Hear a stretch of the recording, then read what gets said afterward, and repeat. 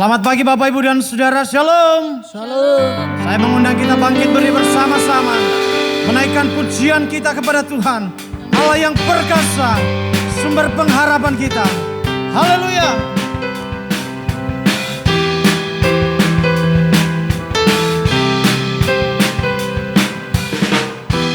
Firman terangi jalanku, perisai iman di setiap waktu, lindungiku dari segala, tak pernah ku ragu, karena Dia bersamaku, setia menjaga dengan kuasa mulia. Hanya di dalam namanya Yesus Dia sumber pengharapan di sepanjang hidupku. Hanya di dalam kuasa-Nya masih tersedia kemenangan bagiku selama-lamanya.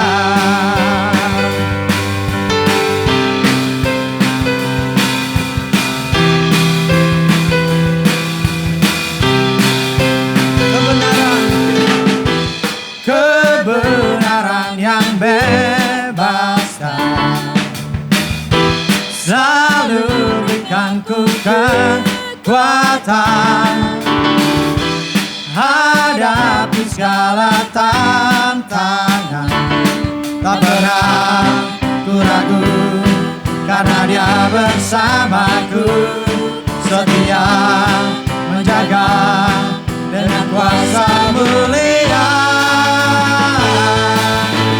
Hanya di dalam namanya Yesus Dia sumber pengharapan di sepanjang hidupku.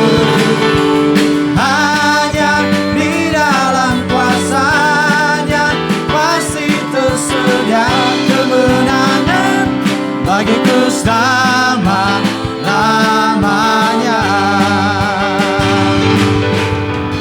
Dalam namanya ada pengharapan, dalam kuasa-Nya kemenangan. Dalam namanya ada pengharapan, dalam kuasa-Nya kemenangan. Hanya di dalam namanya Yesus Dia sumber pengharapan di sepanjang hidupku. Hanya di dalam kuasa-Nya pasti tersedia kemenangan bagiku selamanya. Hanya di dalam namanya Yesus Dia sumber pengharapan di sepanjang hidupku. Hanya di dalam kuasa-Nya pasti tersedia kemenangan bagiku selama-lamanya. Dalam namanya ada pengharapan, dalam kuasa-Nya kemenangan. Dalam namanya ada pengharapan, dalam kuasa-Nya kemenangan.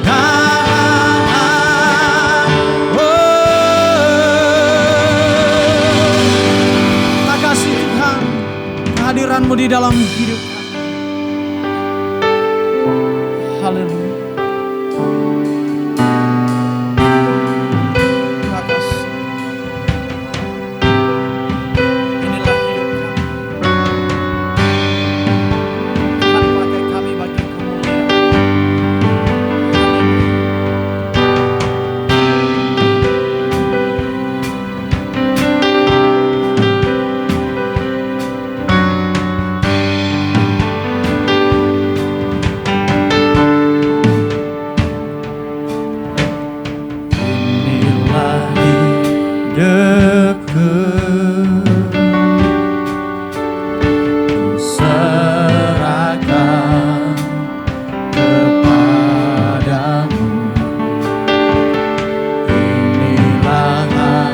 hatiku. Berikan bagimu, ku tahu Tuhan rancanganmu yang terbaik bagiku. Ku tahu Tuhan pengorbananmu yang mulia bagiku. Hanya dekat kepadamu aku rasakan tenang. Hanya dalam hadiratmu ku rasakan damai-Mu. Padamu ku berserah,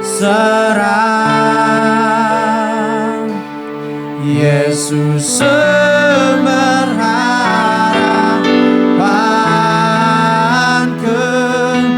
Ku percaya padamu, penyelamatku.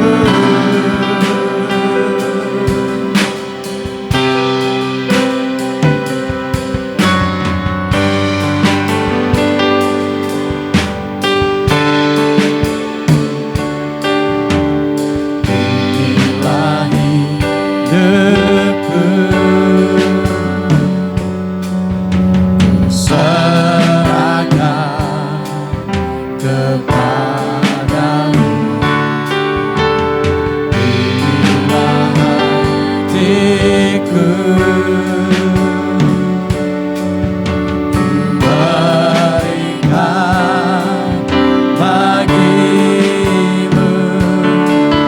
Ku tahu Tuhan rancanganmu yang terbaik bagiku.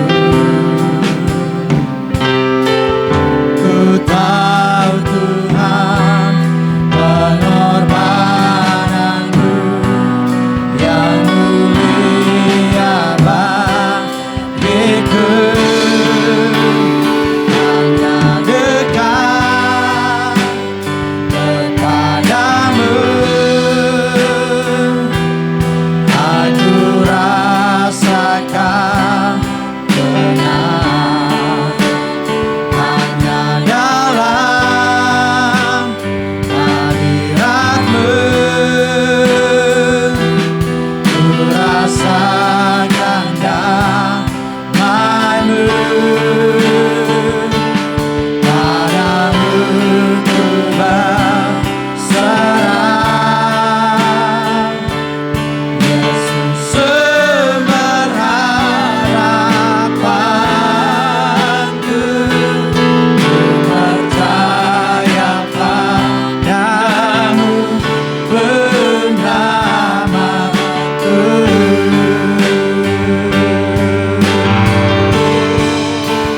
Hanya dekat kepadamu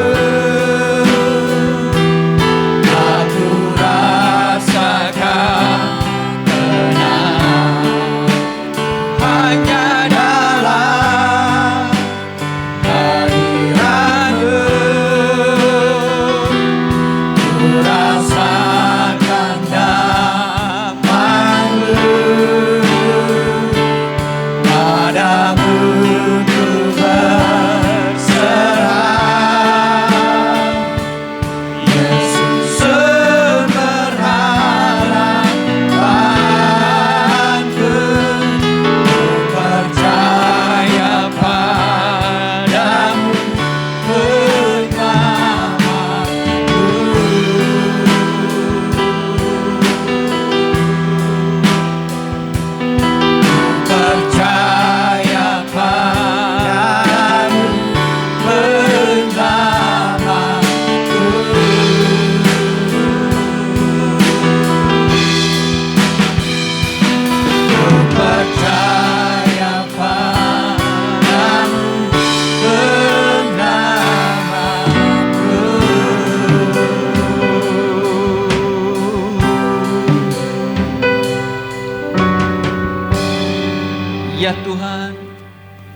kepadamu saja kami percaya bahwa Engkau adalah penyelamat kami, yang senantiasa juga menyertai kami dari waktu ke waktu ya Tuhan.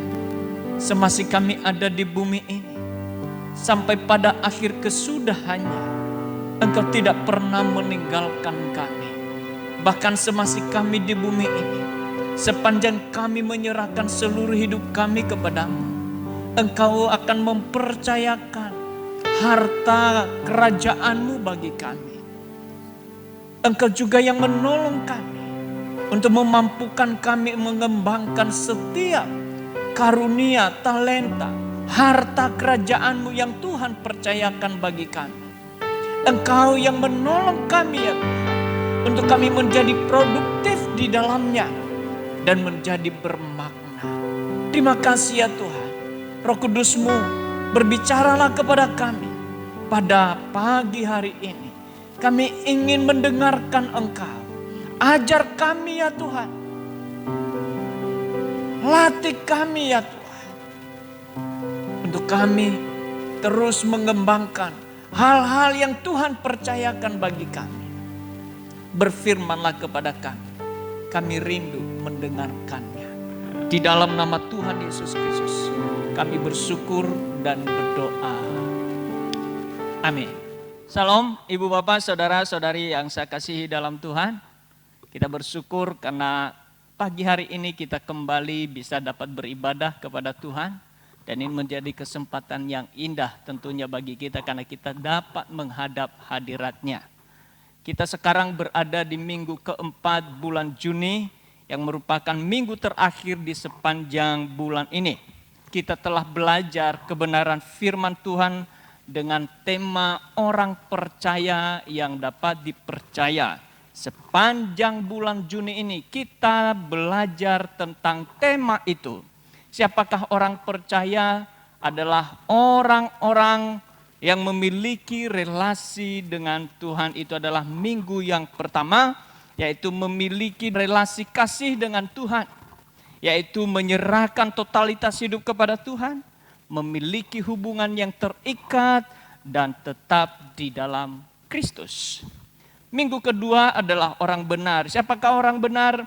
Adalah orang yang tidak benar, yang dibenarkan oleh Kristus Yesus, dan orang yang menerima pembenaran di dalam Kristus, dan orang yang hidup di dalam kebenaran Allah. Minggu ketiga kita belajar tentang orang setia. Orang setia yang setia pada perkara-perkara kecil akan dipercayakan perkara-perkara yang besar. Dan minggu ini topiknya adalah mengembangkan karunia atau developing gift. Saudara-saudari yang saya kasihi dalam Tuhan, itulah orang percaya yang dapat dipercaya. Bahwa orang-orang yang percaya seperti itu adalah orang-orang yang percaya yang dapat dipercaya, yaitu mereka dipercaya harta kerajaan Allah sebagaimana yang disampaikan oleh Tuhan Yesus yang ditulis di dalam kitab Matius 25 ayat 14 sampai dengan ayat yang ke-30. Saya bacakan kepada kita hal itu Bapak Ibu, mari kita simak dengan baik. Matius 25 ayat 14 sampai dengan 30. Sebab hal kerajaan sorga sama seperti seorang yang mau berpergian ke luar negeri, yang memanggil hamba-hambanya dan mempercayakan hartanya kepada mereka. Yang seorang diberikannya 5 talenta, yang seorang lagi 2, dan yang seorang lain lagi 1.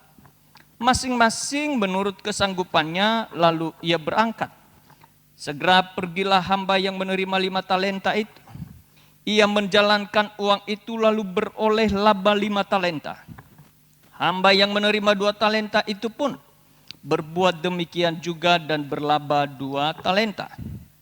Tetapi hamba yang menerima 1 talenta itu pergi dan menggali lubang di dalam tanah lalu menyembunyikan uang tuannya. Lama sesudah itu pulanglah tuan hamba-hamba itu lalu mengadakan perhitungan dengan mereka. Hamba yang menerima 5 talenta itu datang dan ia membawa laba 5 talenta. Katanya, Tuan, 5 talenta Tuan percayakan kepadaku. Lihat, aku telah beroleh laba 5 talenta. Maka kata tuannya kepadanya, baik sekali perbuatanmu itu, hai hambaku yang baik dan setia.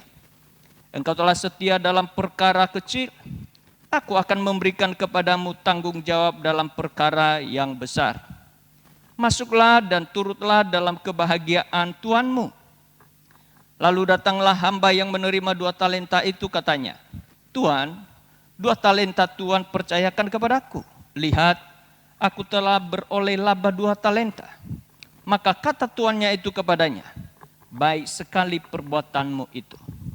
Hai hambaku yang baik dan setia, engkau telah setia memikul tanggung jawab dalam perkara yang kecil. Aku akan memberikan kepadamu tanggung jawab dalam perkara yang besar. Masuklah dan turutlah dalam kebahagiaan tuanmu.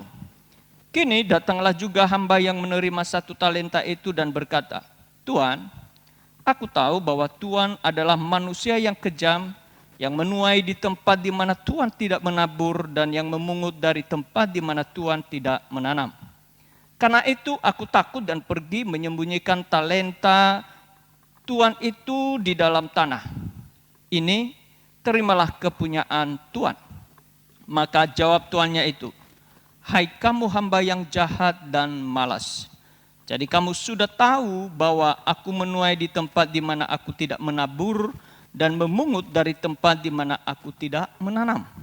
Karena itu, sudahlah seharusnya uangku itu kau berikan kepada orang yang menjalankan uang, supaya sekembaliku aku menerimanya serta dengan bunganya. Sebab itu ambillah talenta itu daripadanya dan berikanlah kepada orang yang mempunyai 10 talenta itu. Karena setiap orang yang mempunyainya, kepadanya akan diberi sehingga ia berkelimpahan. Tetapi siapa yang tidak mempunyai, apapun juga yang ada padanya akan diambil daripadanya. Dan campakkanlah hamba yang tidak berguna itu ke dalam kegelapan yang paling gelap. Di sanalah akan terdapat ratap dan kerta gigi. Dipercaya tentu menjadi sesuatu kehormatan dan kebanggaan tersendiri bila saudara-saudari dipercaya oleh seseorang akan hartanya. Kepercayaan itu adalah harta yang tak ternilai. Kepercayaan itu adalah sesuatu kehormatan yang mulia yang mempermuliakan seseorang. Dan karenanya tidak heran bila seseorang dipercaya merasa terhormat dan bangga akan suatu kepercayaan yang diberikan kepadanya oleh seseorang yang dianggapnya lebih agung dari dirinya sendiri. Salah satu contoh Bapak Ibu yang saya kasihi di dalam Tuhan tahun yang lalu, di mana tahun 2019 bulan Oktober, Bapak Presiden RI Pak Jokowi memanggil orang-orang untuk menjadi pembantunya. Ada yang diangkat menjadi menteri, ada yang diangkat jadi kepala staf presiden atau staf presiden, ada yang diangkat jadi juru bicara dan staf khusus. Dan masing-masing tentu diberi tugas sesuai dengan jabatannya. Walau job atau tugas masing-masing berbeda, namun mereka merasa bangga karena sudah dipercaya menjadi pembantu Presiden Republik Indonesia. Sehari setelah dilantik, maka Presiden melakukan sidang atau rapat kabinet tepatnya pada tanggal 24 Oktober 2019 di pagi hari. Dalam arahan Presiden mengulang dan menegaskan bahwa tidak ada visi misi menteri. Yang ada adalah misi atau visi presiden dan wakil presiden. Presiden melanjutkan, ini tolong dicatat, karena di dalam 5 tahun yang lalu ada 1, 2, atau 3 menteri yang masih belum paham, mengenai ini. Jadi dalam setiap rapat, baik rapat paripurna, di dalam rapat terbatas, di dalam rapat-rapat internal, ada payung hukum kata presiden. Kalau sudah diputuskan di dalam rapat, tegas presiden jangan sampai di luar masih diributkan. Kebanggaan para pembantu presiden yang utama adalah bukan karena jobnya, tetapi status mereka adalah menjadi pembantu Presiden Republik Indonesia. Namun kebanggaan untuk menjadi pembantu presiden tidaklah cukup, karena setelah mereka dipercaya, ada yang harus mereka lakukan adalah mengerjakan kepercayaan itu sendiri dengan waktu dan masa yang terbatas. Selama mereka menjadi pembantu presiden, mereka harus melaporkan pertanggungjawaban kepada presiden, baik diminta atau tidak diminta. Terlebih bila presiden atau sang presiden meminta pertanggungjawaban daripada para pembantunya. Dan karenanya kepercayaan yang diberikan presiden harus dijaga, dirawat, dikerjakan, dikembangkan dengan baik, tepat, benar, dan memadai oleh para pembantu-pembantunya. Mereka tidak boleh mengerjakan dengan sembarangan, tidak boleh mengerjakan asal-asalan atau sesuka hati, atau menurut tafsiran mereka sendiri-sendiri. Mereka harus memastikan bahwa apa yang mereka kerjakan itu sesuai dengan prosedur cara yang telah ditetapkan oleh sang presiden. Mereka harus tahu, mengerti, memahami dan mengenal dengan baik prosedur yang tepat dan benar, ya, yang sesuai dengan sasaran dan tujuan daripada yang memiliki visi misi, yaitu presiden. Dan karenanya mereka harus memperhatikan arahan-arahan sang presiden. Mereka terus berkonsultasi dan berkomunikasi kepada presiden. Ada yang namanya rapat kabinet, ya, atau ada yang namanya rapat paripurna, ratas atau rapat terbatas, secara personal atau berkonsultasi, bertemu dengan secara pribadi kepada presiden, supaya mereka dapat memastikan bahwa apa yang akan mereka kerjakan itu tepat, baik, dan benar, memadai menurut tujuan sang presiden. Nah, bila seseorang pembantu mengerjakan pekerjaan yang dipercayakan kepadanya menurut seleranya, menurut tujuannya sendiri, menurut maunya, menurut asumsinya, maka hal itu dikategorikan sebagai suatu pembangkangan atau perlawanan kepada tuannya. Oleh karena itu, seorang pembantu presiden tidak boleh menyimpang dari arahan yang telah ditetapkan oleh presiden. Para pembantu harus seirama, sepikir, sehati, seperasaan, dan sepenanggungan untuk mencapai tujuan dengan batasan waktu yang telah ditetapkan oleh hukum dan presiden itu sendiri. Tentu tidaklah ada maknanya bila hanya sebatas bangga untuk menjadi pembantu presiden. Tetapi lebih daripada itu adalah, sudahkah kepercayaan itu dijalankan, dikerjakan dengan baik, tepat, benar, dan memadai menurut tujuan presiden sebagai pribadi yang memberikan kepercayaan kepada para pembantunya.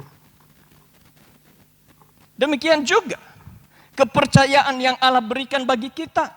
Walau kepercayaan yang Allah percayakan bagi kita bukan karena kita lebih hebat dan cakap daripada orang lain, tetapi oleh karena kasih karunia dengan berbagai karunia yang diberi olehnya kepada kita, masing-masing seturut kehendaknya.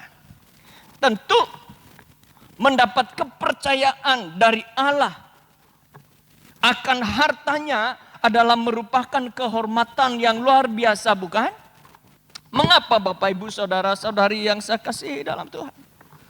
Bukan oleh banyaknya karunia atau talenta yang dipercayakan. Tetapi siapa yang mempercayakan karunia atau talenta itu kepada kita. Yang mempercayakan karunia atau talenta bukan sembarangan penguasa. Bukan sembarangan raja. Tetapi raja di atas segala raja. Allah lah yang mempercayakan karunia atau talenta itu kepada kita. Itu sebabnya kita tidak cukup bangga dan terhormat akan kepercayaan yang Allah berikan bagi kita.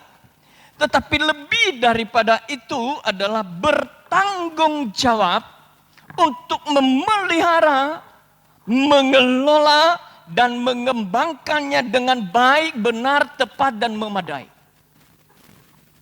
Bagaimana kita dapat memelihara, mengelola, dan mengembangkan setiap karunia dan talenta itu yang Allah berikan, yang Allah percayakan kepada kita secara tepat, benar, dan secara baik serta memadai?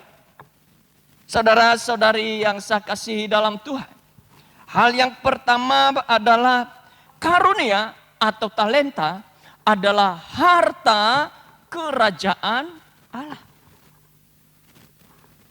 Kalau kita mengerti dan memahami bahwa talenta itu adalah harta kerajaan Allah yang dari Allah, maka tentu kita tidak akan melakukan atau mengerjakannya sembarangan.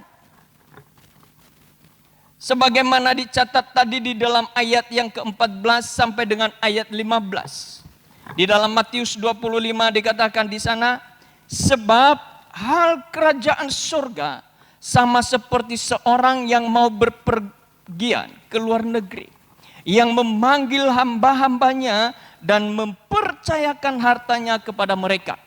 Yang seorang diberikan 5 talenta, yang seorang lagi 2, dan yang seorang lain lagi 1. Masing-masing menurut kesanggupan, lalu ia berangkat. Perhatikan baik-baik ayat pertama Bapak Ibu Saudara-saudari yang saya kasihi dalam Tuhan. Dikatakan sebab hal kerajaan surga sama seperti seorang yang mau berpergian ke luar negeri, yang memanggil hambanya dan mempercayakan hartanya kepada mereka. Karunia, talenta, hidup yang dipercayakan kepada saudara-saudari dan saya adalah harta kerajaan Allah. Harta Allah yang dipercayakan kepada kita. Apakah kita menyadari bahwa karunia atau talenta yang ada pada kita sampai hari ini asalnya dan yang memberikannya adalah Allah? Sadarkah kita bahwa segala sesuatu, karunia, talenta itu bukan milik kita, tetapi milik Sang Pemberi, yaitu Allah sendiri. Bila kita menyadari bahwa hidup dan seluruh kandungan yang ada di dalamnya adalah harta kerajaan Allah, maka kita akan tidak boleh sembarangan terhadap harta milik Allah itu. Kita akan sangat hati-hati di dalam merawatnya. Karena kita hanya sebagai orang yang dipercaya atau yang diberi amanah oleh Allah. Kita butuh kehati-hatian. Kita perlu panduan, arahan seperti bila kita membeli barang elektronik dari toko misalnya. Katakan sajalah itu barang elektronik itu adalah kulkas. Maka pada waktu kita membawa ke rumah, di sana ada namanya, waktu kita membuka dusnya, maka salah satu isi daripada dusnya bukan hanya kulkasnya, tetapi juga ada buku panduannya. Buku panduan atau manual book. Dan manual book itu berisi petunjuk untuk bagaimana mengoperasikan dan merawat daripada kulkas itu. Namun sayang, banyak orang yang tidak melihat buku manual itu. Banyak orang yang menganggap bahwa yang penting kulkas hidup dan dingin dan dapat membuat makanan menjadi awet. Sepertinya banyak juga orang Kristen seperti itu, bukan? Orang percaya yang kepada mereka dipercayakan kehidupan oleh Tuhan. Mereka hanya berpikir yang penting hidup, senang-senang dan masuk surga. Tanpa mengerti arti dari kekristenan itu sendiri. Hidup kekristenan bukan hanya sekedar masuk surga. Tetapi ada hal yang lebih jauh daripada hidup dan masuk surga. Dan karenanya kita butuh tuntunan. Bukan menurut kita, tetapi menurut Allah sendiri. Sebab segala yang ada di dalam hidup ini, termasuk karunia, talenta yang ada di dalam hidup kita, adalah asalnya dari Allah. Semuanya adalah Allah yang punya. Dan karena Allah yang punya, maka juga Ia yang akan memperlengkapi kita, yang mengarahkan kita untuk mengelola, mengerjakan seluruh apa yang Allah berikan itu. Sebagaimana dicatat oleh Paulus dalam Roma 11 ayat 36. Sebab segala sesuatu adalah dari Dia dan oleh Dia dan kepada Dia. Bagi Dialah kemuliaan sampai selama-lamanya. Karena dari Dia dan oleh Dia, maka juga untuk Dia, bukan untuk kita. Dikatakan lebih jauh di dalam 1 Korintus 8 ayat 6 oleh Paulus mengatakan, namun bagi kita hanya ada satu Allah saja, yaitu Bapa, yang daripadanya berasal dari segala sesuatu. Perhatikan kata-kata di sana bahwa daripadanya berasal segala sesuatu, yang untuk Dia kita hidup. Dan satu Tuhan saja, yaitu Yesus Kristus, yang olehnya segala sesuatu telah dijadikan dan yang karena Dia kita hidup. Olehnya segala sesuatu telah dijadikan dan yang karena Dia kita hidup. Kalau bukan Allah, kita tidak ada. Kalau bukan dari Dia, kita tidak punya apa-apa.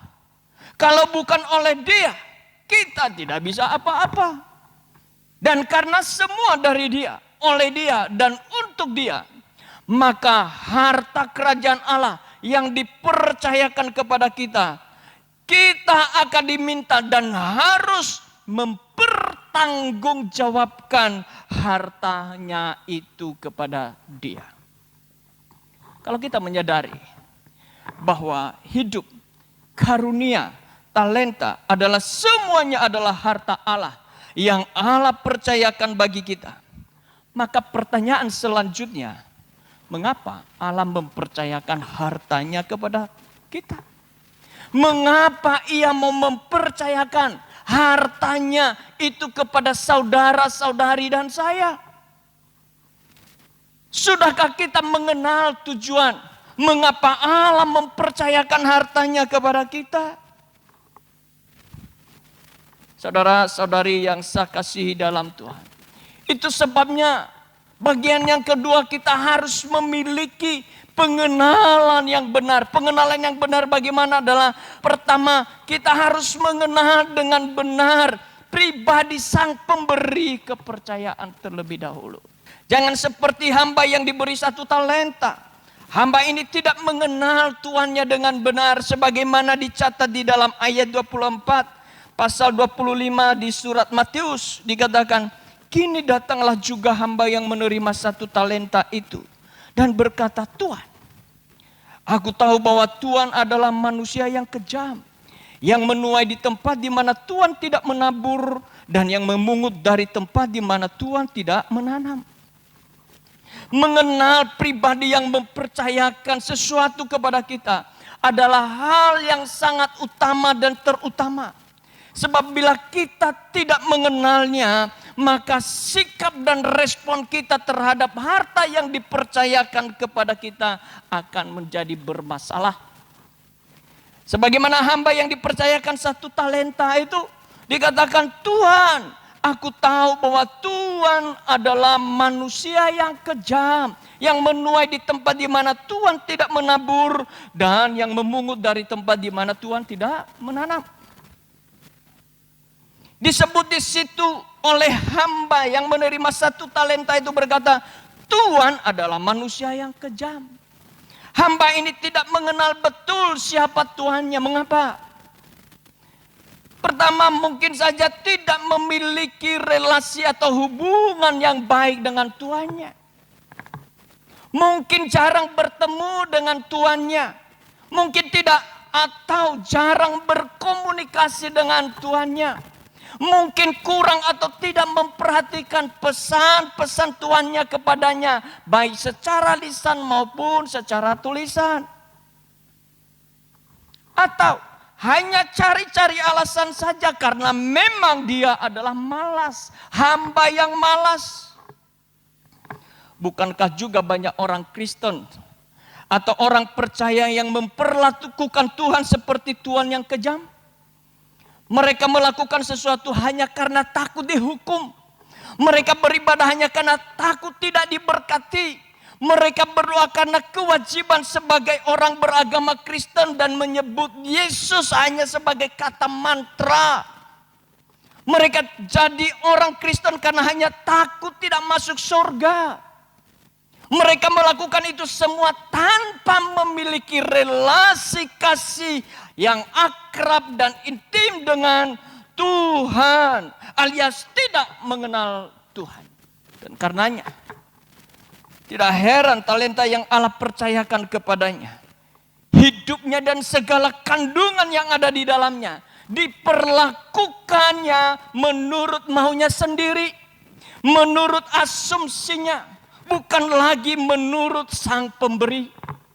Yang akhirnya tidak memahami, tidak mengerti tujuan mengapa Allah mempercayakan hartanya kepada dia. Itu sebabnya betapa penting mengenal pribadi Allah sebagai pemilik harta, supaya kita mengenal tujuannya, mengapa Ia mempercayakan hartanya kepada kita.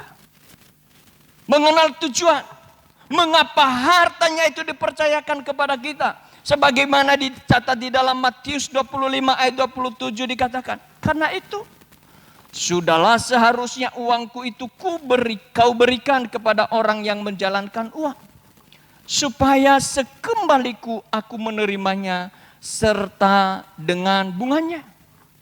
Tentu Allah memiliki tujuan atas hartanya. Talenta, pekerjaan, usaha, rumah tangga, studi, persahabatan, gereja, pelayanan, skill, dan hidup itu sendiri yang dipercayakan bagi setiap orang percaya adalah harta kepunyaan Allah.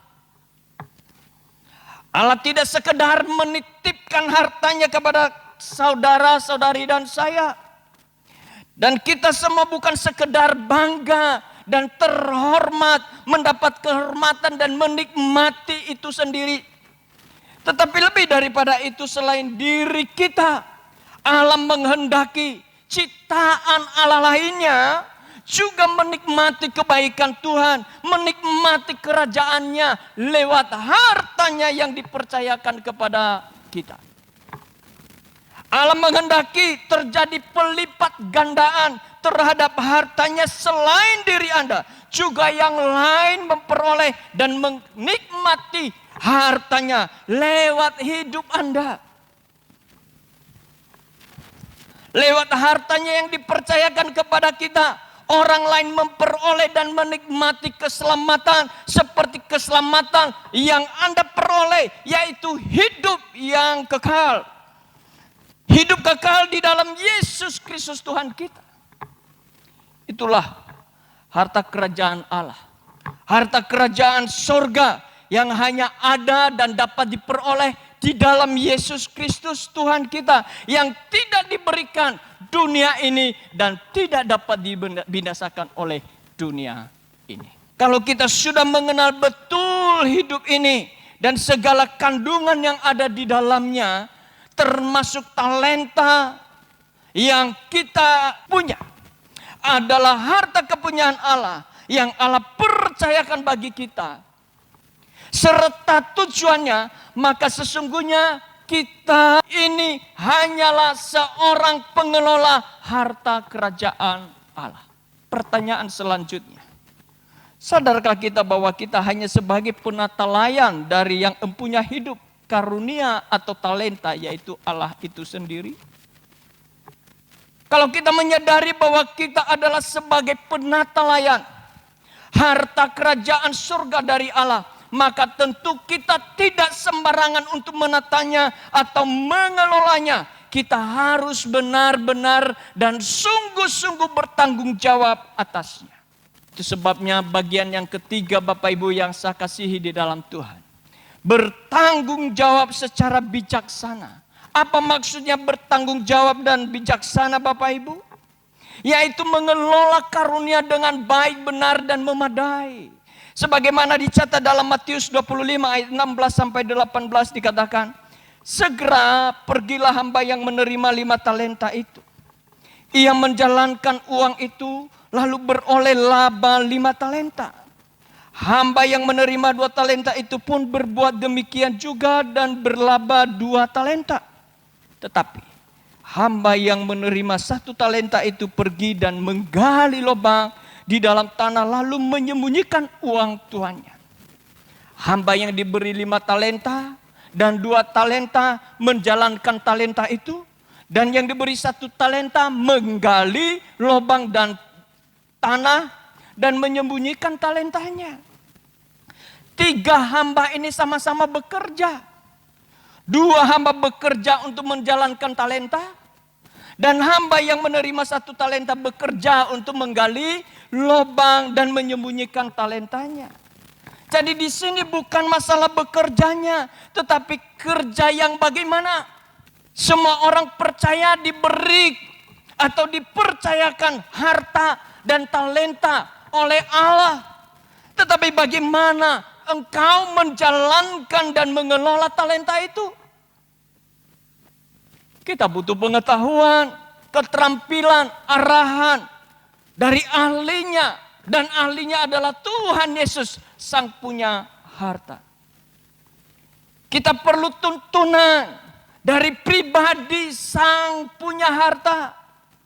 Kita perlu tahu cara prosedur yang sesuai dengan hukum selera yang empunya harta. Dan karenanya harus kita menyediakan waktu khusus untuk belajar kepada dia. Duduk diam mendengarkan, memperhatikan arahan-arahannya. Sebagaimana para pembantu presiden yang harus ikut rapat kabinet atau rapat paripurna, rapat terbatas dan pertemuan pribadi dengan sang presiden. Supaya pembantu presiden itu dapat menjalankan tugas mereka sesuai dengan tujuan presiden atau aturan yang berlaku. Demikian juga kita di dalam menjalankan talenta atau harta Allah yang dipercayakan kepada kita. Kita harus menjalankannya bukan menurut kita, tetapi menurut Allah dan firman-Nya. Kita harus menyesuaikan gerak langkah kita, pikiran, perasaan, hati kita kepada hati Tuhan. Perasaan dan pikiran kita kepada yang empunya harta. Seluruh hidup kita harus seirama dengan sang punya harta, yaitu Allah sendiri. Dan itu hanya akan dapat kita peroleh bila kita terus memelihara hubungan yang akrab dengan sang empunya harta. Yaitu menyediakan dan memberi waktu khusus untuk merendahkan diri di bawah kakinya. Berdiam diri dan mendengarkan Dia berbicara kepada kita. Berkomunikasi dengan Allah dengan berdoa. Bersekutu dengan Allah. Supaya kita memiliki pengetahuan akan hukum-hukumnya. Dan itu ditulis di dalam hati dan ditaruhnya olehnya di dalam pikiran kita. Dan karenanya kita perlu mendengarkan, belajar, membaca, merenungkan firman Tuhan. Karena dari situlah ada kekuatan, kemampuan untuk menata harta Allah dengan baik dan benar menurut kehendak Allah itu sendiri. Yang kedua saudara adalah menggunakan waktu dengan baik dan benar. Tidak hanya Allah memberikan talenta menurut kapasitas untuk dijalankan setiap orang yang dipercaya. Tetapi juga ada batasan waktu yang harus dan telah ditentukan. Dan karenanya setiap orang harus berpacu dengan waktu dan menggunakan waktu sebaik-baiknya. Matius 25 ayat 19 dikatakan di sana. Lama sesudah itu, pulanglah tuan hamba-hamba itu, lalu mengadakan perhitungan dengan mereka.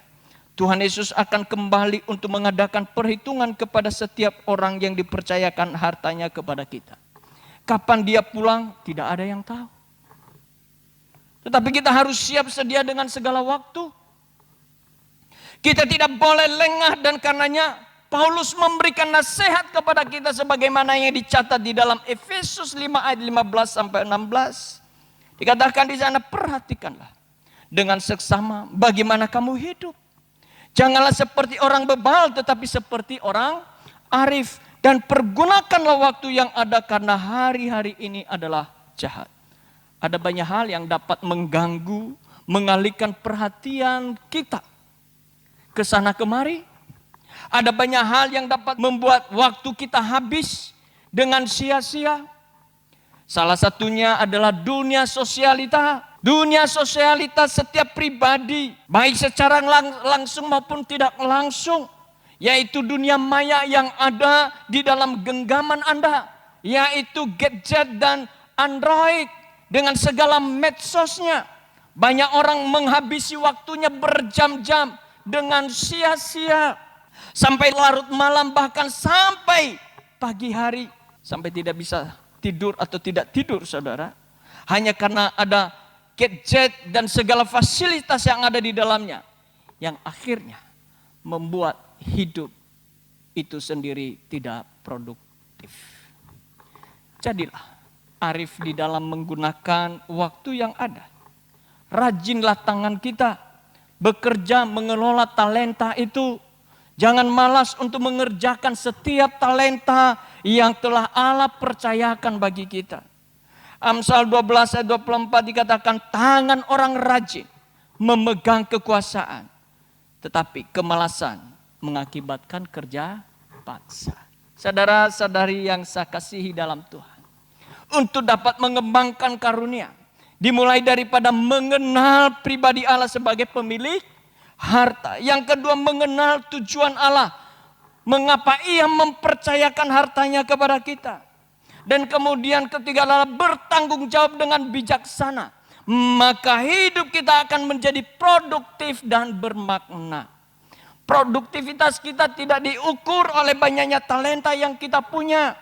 Produktivitas kita bukan karena banyak kegiatan yang kita lakukan, termasuk kegiatan dalam pelayanan. Produktivitas hidup kita tidak diukur oleh lamanya waktu yang kita gunakan, tetapi bagaimana kita mengelola setiap talenta atau karunia yang Allah percayakan kepada kita, serta menggunakan waktu yang sebaik-baiknya dengan pengetahuan dan hikmat yang daripada Allah untuk hormat kemuliaan bagi Allah. Sumber hikmat adalah takut akan Tuhan. Sebagaimana dicatat di dalam Amsal, takut akan Tuhan adalah didikan yang mendatangkan hikmat. Dan kerendahan hati mendahului kehormatan. Saudara-saudari yang saya kasih dalam Tuhan, takut akan Tuhan itu adalah hikmat. Permulaan hikmat adalah takut akan Tuhan. Semua orang yang melakukannya berakal budi yang baik. Puji-pujian kepadanya tetap untuk selama-lamanya. Itu yang dicatat oleh Pemazmur 111 ayat yang ke-10. Saya ulang, dengan adanya hikmat Allah, kita dapat memiliki atau berelasi dan berkolaborasi kepada satu dengan yang lain dengan baik dan benar. Dengan hikmat Allah membuat hidup kita menjadi pribadi yang kreatif dan inovatif. Dengan adanya hikmat Allah kita mampu membuat keputusan-keputusan yang tepat dan benar. Dan dengan demikian hidup kita menjadi hidup yang produktif dan bermakna. Itulah orang yang percaya yang dapat dipercaya. Orang percaya yang dapat dipercaya memiliki relasi dengan Tuhan. Yaitu menyerahkan totalitas hidup kepada Tuhan. Memiliki hubungan yang terikat dan tetap di dalam Kristus. Dan yang kedua adalah orang benar. Orang yang tidak benar yang dibenarkan oleh Yesus Kristus.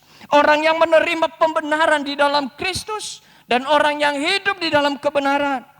Orang setia. Orang yang setia kepada perkara-perkara kecil akan dipercayakan perkara-perkara yang besar. Dan yang keempat tadi saudara. Di mana topik minggu ini adalah mengembangkan karunia. Yaitu mengenal, dimulai dari mengenal pribadi Allah sebagai pemilik harta.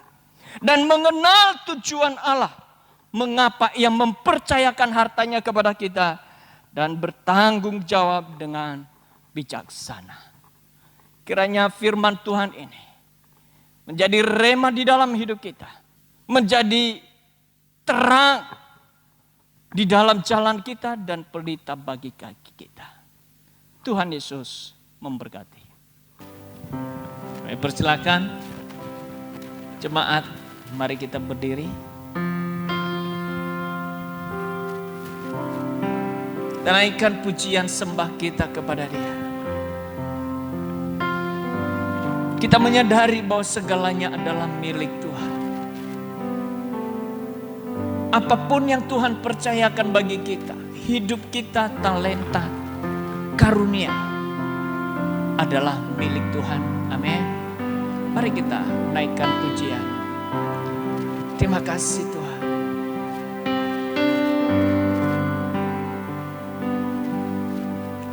Tidak dengan tangan yang hampa, ku datang ke hadirat-Mu, menyatakan rasa syukurku atas segala berkat-Mu. Tidak dengan tangan yang hampa, ku sujud menyembah-Mu, persembahkan sujudku di atas mezbah-Mu. Segalanya yang ku miliki, semuanya daripada tak ku bawa. Persembahan yang terbaik hanya bagi-Mu.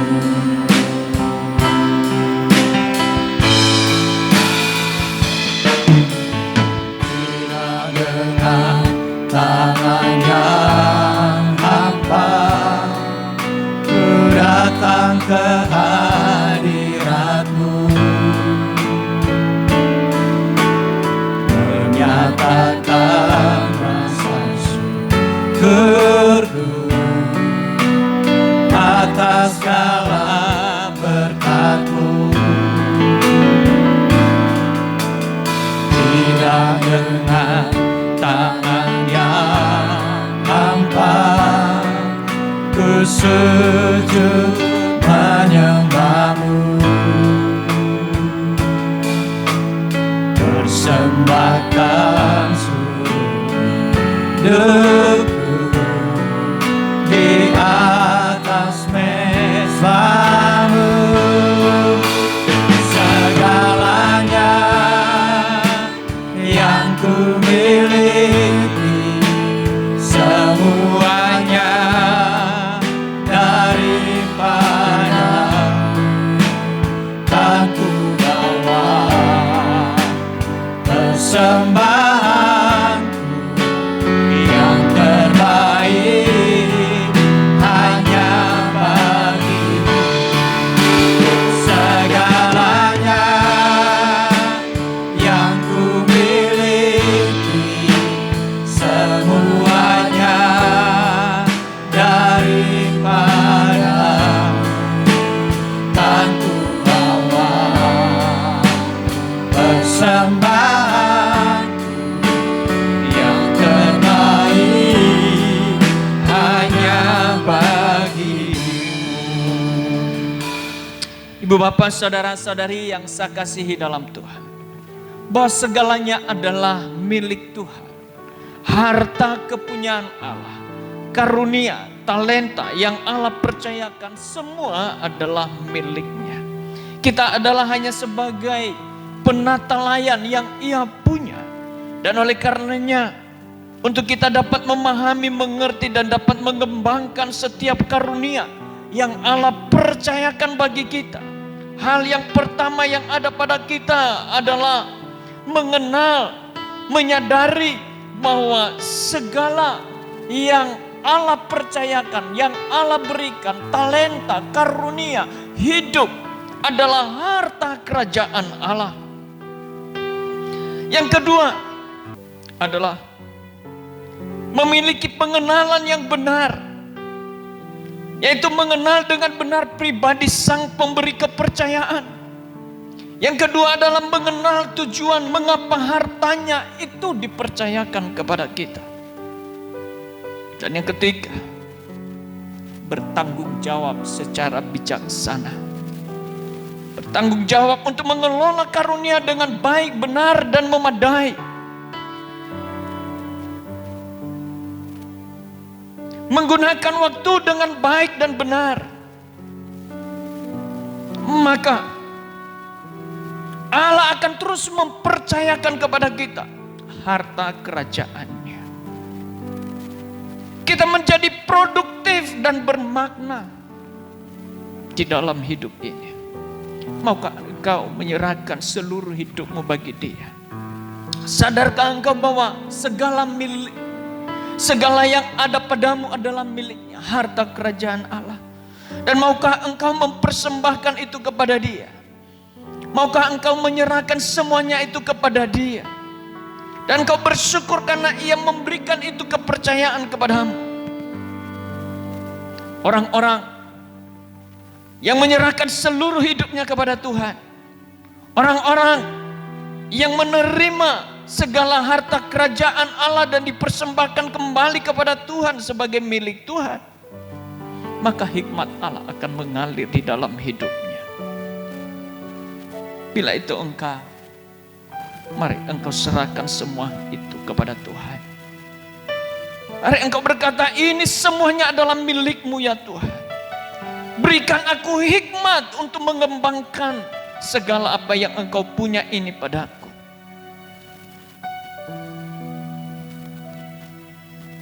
Tuhan, Engkau tolong setiap kami. Di dalam segala hidup, karunia dan talenta yang Tuhan percayakan, kiranya Engkau berikan kami hikmat, supaya kami mampu mengelola semuanya itu, menata itu dengan baik dan benar, dan menjadi berkenan di hadapan Tuhan. Di dalam nama Tuhan Yesus kami bersyukur dan berdoa. Amin.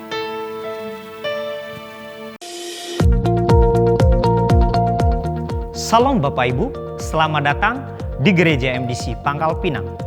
Berikut ini ada beberapa informasi yang menjadi perhatian untuk kita ikuti bersama. Seluruh kegiatan Gereja MDC Pangkal Pinang sudah dimulai secara onsite, namun tetap mengikuti protokol kesehatan dengan menggunakan masker, hand sanitizer, pengecekan suhu badan, tempat duduk berjarak, dan bersalaman dengan melipat tangan di atas dada. Minggu, tanggal 5 Juli 2020, ibadah dilaksanakan secara onsite, namun tetap mengikuti protokol kesehatan. Dengan jadwal ibadah pertama dimulai pada pukul 7 sampai 8.30 waktu Indonesia Barat. Ibadah kedua dimulai pada pukul 9 sampai 10.30 waktu Indonesia Barat. Ibadah ketiga dimulai pada pukul 19 sampai 20.30 waktu Indonesia Barat. Kesan keluarga, kesan pemuda, dan kesan IMEX diadakan setiap hari Selasa dan Rabu, dimulai pada pukul 19 waktu Indonesia Barat. Mari kita membangun keintiman dengan Tuhan melalui kegiatan doa. Hari Selasa dan Kamis dimulai pada pukul 5 sampai 6 waktu Indonesia Barat. Hari Rabu dimulai pada pukul 11 sampai 12 waktu Indonesia Barat. Dan hari Jumat dimulai pada pukul 19 waktu Indonesia Barat. Bagi Bapak, Ibu, Saudara-saudari yang akan memberikan persembahan, Anda dapat mentransfernya ke rekening BCA dengan nomor 041 5675 777 atas nama Gereja Kristen Perjanjian Baru. Untuk mengetahui info lebih lanjut tentang Gereja MDC Pangkal Pinang, Bapak, Ibu, Saudara-saudari dapat mengikuti Facebook MDC Pangkal Pinang, Instagram MDC Pangkal Pinang, aplikasi MDC Pangkal Pinang, dan akun YouTube GKPB MDC Pangkal Pinang. Demikian info tentang Gereja MDC Pangkal Pinang. Sampai jumpa minggu depan. Tuhan Yesus memberkati. Baik, kita akhiri ibadah kita pada pagi hari ini. Mari kita bangkit berdiri semua. Meskipun takut mengerti apa yang ku alami,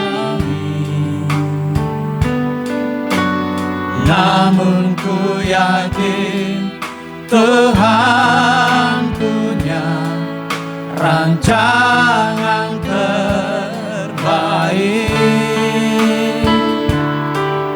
Pertolonganku datang darimu, Yesus yang ku percaya. Yang tak mungkin bagiku, semua mungkin bagimu. Hanya Engkaulah jawaban hidupku.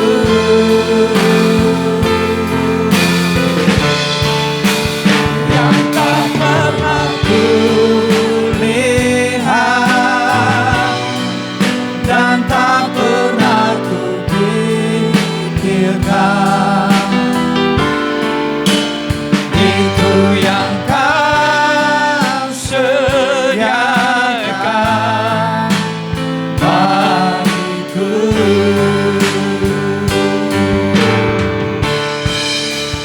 Yang tak mungkin bagiku, semua mungkin bagimu. Hanya Engkaulah jawaban hidupku.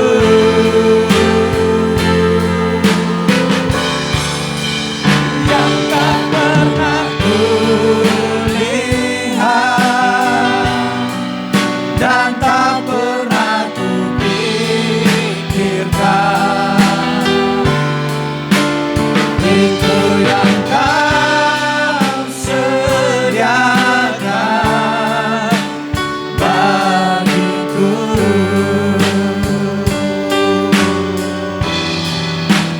Itu yang Kau sediakan bagiku.